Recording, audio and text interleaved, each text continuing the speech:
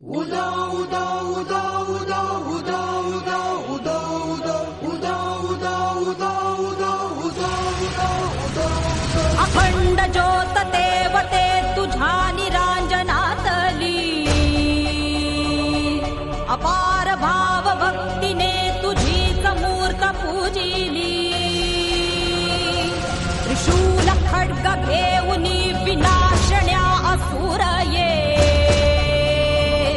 बनून रौद्र कामिनी प्रकाशण्या तिमिर ये प्रतीक नारी शक्तीचे वैष्णवी महेश्वरी तुझाच अंश राहू दे सदैव माझ्या अंतरी आई अंबे